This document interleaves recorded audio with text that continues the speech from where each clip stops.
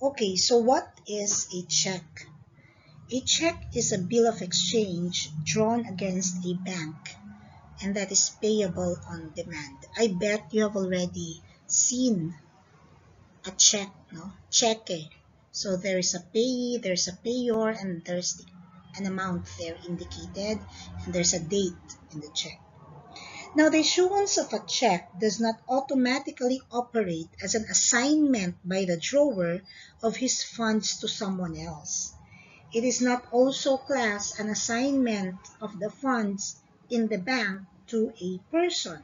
Now, the bank here does not acquire any liability from the mere drawing of a check. So, in fact, the bank is not liable to the holder unless and until, okay, the bank accepts or the bank certifies the check. That's the only time that the bank is liable to the holder of the check, once the check is accepted by the bank. So because of this rule, the drawer has the right to order the drawee bank to stop payment of a check. But if a bank pays on a check even after it receives a stop payment order from the drawer, it pays on its own responsibility. Walay kinalaman na si drawer kasi the drawer has already ordered the bank to stop payment on that particular check. However, the bank still receives the check, and the bank still pays the payee, the holder of the check. So the bank will pay on its own responsibility and will not be permitted to charge the payment to the drawer's account. In other words, the drawer will not be held liable here, only the bank, because the drawer has already stopped the bank from paying the holder of the check. So there would be no debit on the account of the drawer, meaning no deduction, no? Dili siya i-charge sa account ng drawer. So the drawer may give a stop payment order if he has a valid defense against the payee. Example here is, let's say when the payee failed to deliver the goods, he promised to give to the drawer. So the drawer ordered something, let's say boxes of face masks from the payee. And then the drawer has already issued a check in payment for the boxes of face masks. However, no boxes of face masks have been delivered to the drawer. So with that valid defense, the drawer may, okay, give a stop payment order to the bank so that the bank would not pay the said holder of the check. So remember, class, that a negotiable instrument such as a check, whether it is manager's check, whether it's an ordinary check, it is not a legal tender. I hope you can still remember what a legal tender means, no, in your obligations and contracts. So remember that check, although it is a negotiable instrument, is not a legal tender. Remember that negotiable instruments are not legal tender, okay? But they can be used to pay, no? They can be used to pay a debt, to pay in money, just like a check. You can use the check for payment. However, it is not legal tender because it's not cash. It's not considered as cash. Even though it's a manager's check, it's still not considered as legal tender.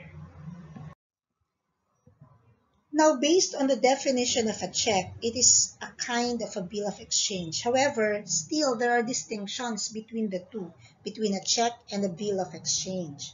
So, a check, class, is always drawn on a bank.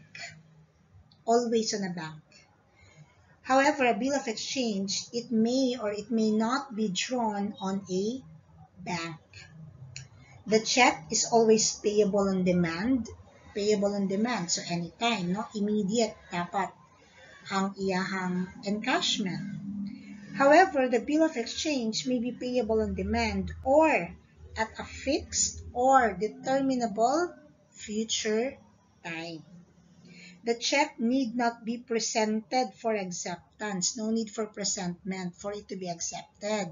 by the bank. However, the bill of exchange, it may require acceptance. The check is drawn against a deposit. So if you have a deposit in that particular bank, tapos nag-issue kag check, checking kasi na kay checking account, dito i-deduct sa imong deposit, no? Ang check nagipa-encash ng payee, and it is drawn against your deposit account.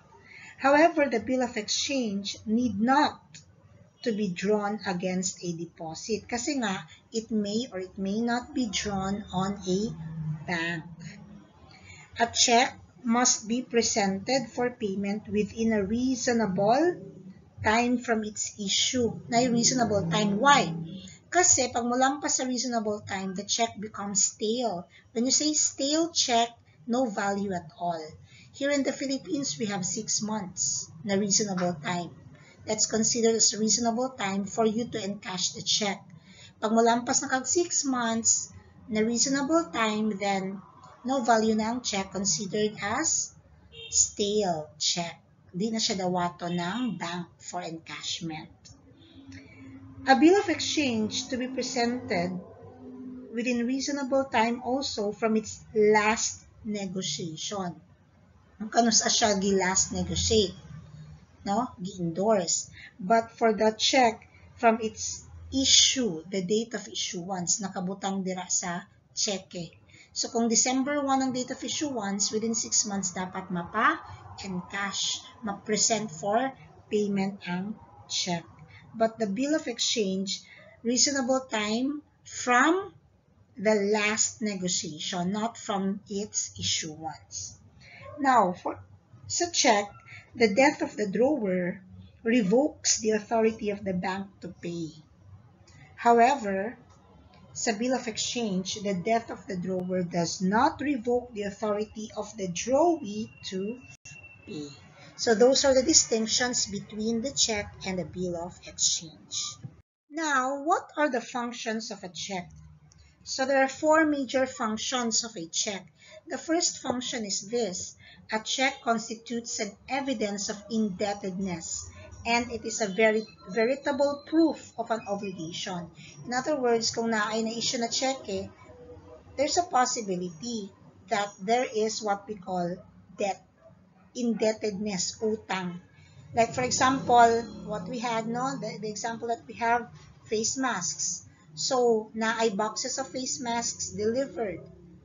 And then there is a check issued for the payment of those boxes. So, ang check, that represents as proof of that indebtedness. So, you have to pay the supplier. Kaya na kay utang. Kaya deliveran man kaog boxes of face masks. Number 2 function, we have, it can be used in lieu of and for the same purpose as a promissory note. So, instead of issuing or making a promissory note, you can use, no? You can issue a check in lieu of the promissory note. Same lang gihapon na purpose. Kasi as we all know, a promissory note is used also for payment purposes, no? Nay utang gihapon, utang na dapat bayaran. So whoever is the holder, siya ang may katungod for the collection for payment purposes from the primary maker. Kinsa man ang maker ang nagbuhat sa promissory note. So again, the check can be used in lieu of and for the same purpose of a promissory note. Number 3, the check functions more than a promissory note since it not only contains an undertaking to pay an amount of money, but it is also an order addressed to a bank and partakes of a representation that the drawer has funds on deposit against which the check is drawn, and that is sufficient to ensure payment upon its presentation to the bank. Remember that a check is a kind of a bill of exchange. A bill of exchange is an order, no? Considered as an order addressed to a drawee. Here, sa check, the drawee here is the bank. So, ang bank ang mobayad sa holder ng cheque. And ang funds, i-debit lang or i-charge lang sa deposit account ng drawer or the one who issues the check. And lastly, a check, the entries of which are in writing, could prove a loan transaction. Kaganiha, it constitutes as an evidence of indebtedness na utang. Pwede po that it is an evidence of a loan transaction. Nangutang ka, just like for example, you have an auto loan or a housing loan. The first, let's say, first 12 months, mag-issue kag check for payment. And then, naa kay checking account. Dito, i-deduct ang imuhang bayad monthly. Okay? So, nag-issue kag check ibayad nimo sa bank, i-deduct ra po dito sa ng bank sa imuhang checking account. So, again, a check could prove a loan transaction aside from an indebtedness. Kinds of a check. We have 6 kinds of a check. We have the memorandum check, the cashier's check, manager's check, traveler's check, certified check, and the crossed check. Okay? So here, the memorandum check is where the drawer absolutely promises to pay the holder. So it appears to be like an ordinary check in its form. But sa memorandum check, it has a word memorandum, memo, mem, written on the face of the check. So it is in essence a promissory note. So it's just like an ordinary check. However, it bears the words memorandum or memo on its face. Although it is a mere evidence of a debt, it has the same effect as an ordinary check. Okay? If presented for payment and it's not duly funded, then the liability may arise under Batas Pambansa Bilang 22. Kasi class, kanang Batas Pambansa Bilang 22, na-violation ka na makomit ana na balaod if you are going to issue a check with knowledge that you don't have sufficient funds sa bangko. So kabalo ka, wala kay pondo sa bank, zero ang imong deposit account, or insufficient imong deposit account, yet you still issues such check. Well, the mere issuance of a worthless check, okay, the mere issuance of that worthless check, then that makes it punishable under Batas Pambansa Bilang 22 or the bouncing check law. Makapriso na siya kanang bouncing checks law. Okay, so please, dili ta mag-issue lang og cheque with knowledge na kabaluta nga na wala tay pondo sa bank. Okay, now let's go to cashier's check. The cashier's check is one drawn by the cashier of a bank on the same bank as drawee and is deemed accepted by the bank by the act of issuance. So from the word cashier, drawn by the cashier of the bank. Manager's check. It is in the same respect like a cashier's check, but here it is drawn by whom? By the manager na, by the bank manager. So ang difference lang nila, cashier is drawn by the cashier, manager's check is drawn by the bank manager. Note class that the drawee bank of a manager's check may interpose personal defenses of the purchaser of the manager's check if the holder is not a holder in due course. Remember, we have already discussed what are the real defenses and what are the personal defenses and what can be used against the holder in due course. So only real defenses can be set up against a holder in due course. Personal defenses, dili, no?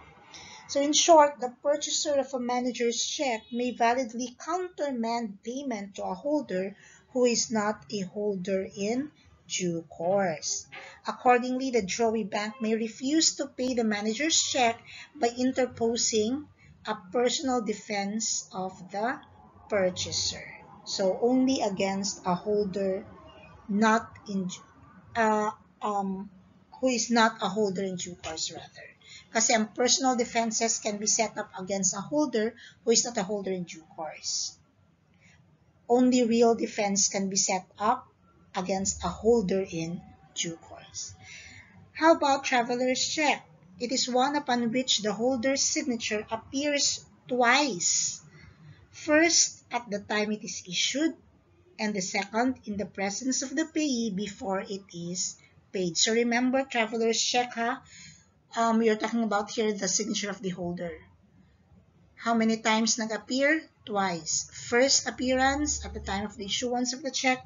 Second appearance in the presence of the payee before payment. Certified check. It bears upon its face an agreement by the drawee bank that the check will be paid upon presentation. So in other words, if the check is presented for payment, that's the time that the check will be paid by the drawee bank. Now we have the cross-check. Lastly, the cross-check. So it bears two parallel lines drawn diagonally, usually in the upper left-hand corner. Na two diagonal lines, no, sa check. So if the name of the bank appears between the lines, it is especially cross-check. Now, if no name appears, it is generally a crossed check. So a check is crossed. Why is it crossed? Anong cross-check pa ng tawag? Because class, there's a purpose why the check has been crossed. When you say crossed na, duha ka parallel lines, diagonal parallel lines sa check. And the reason is for security purposes. So a cross-check is not to be cashed, but only to be deposited. Remember that. Dili pwede ma-encash ang cross-check. Ang cross-check pwede lang ma-deposit but not cashed. Not cashed. It cannot be cashed. Okay? It cannot be encashed. It can only be deposited. And why is there, why is it crossed?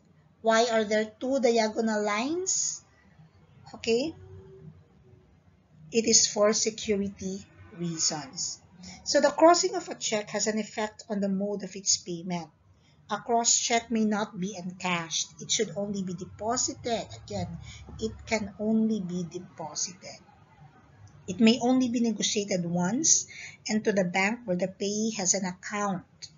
When a check is crossed, it serves as a warning class that the check was issued for a definite purpose, so that the holder must inquire if the check was received for that purpose.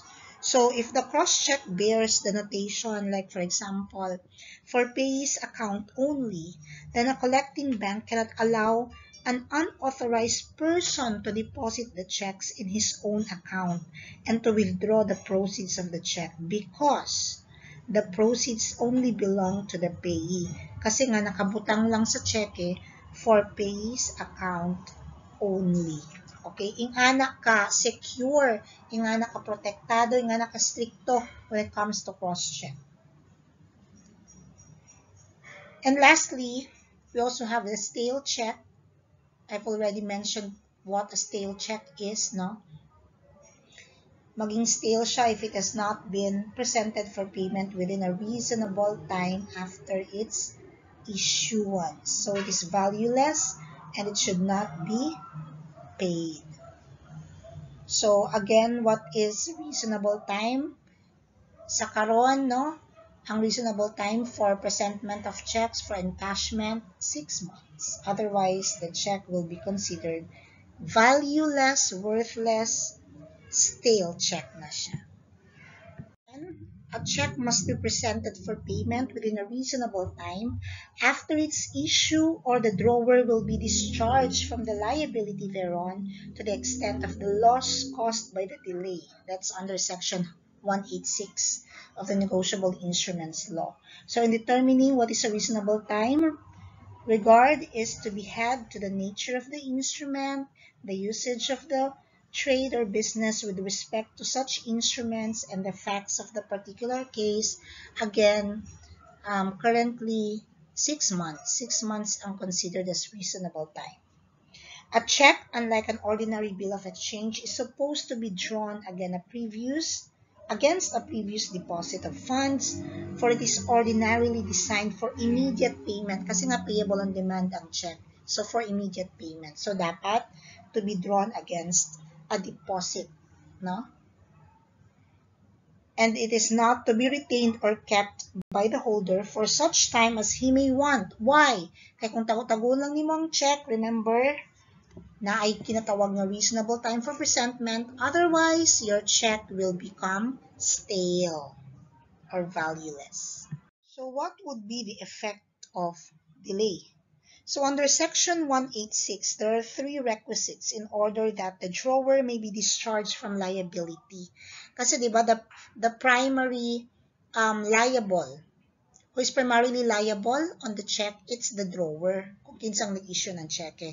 But there are instances, class, na ang drawer, dili siya liable to pay sa cheque.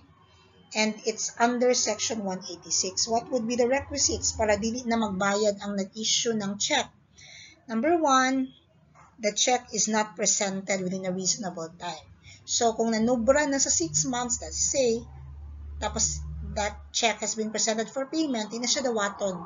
Kaya, dili na siya dapat, di na siya i-draw against the deposit, no? The deposit of the drawer sa kanang bank. Now, if ang bank mo dawat gihapon, even after 6 months, after a reasonable time, it's the bank who will be held liable and not the drawer. The drawer suffers loss, that's the second requisite. And the third one is the loss suffered by the drawer is attributable to the delay. Delay of what? Delay of presentment for payment ng check. Okay, so that would be all for this topic. Thank you so much for listening.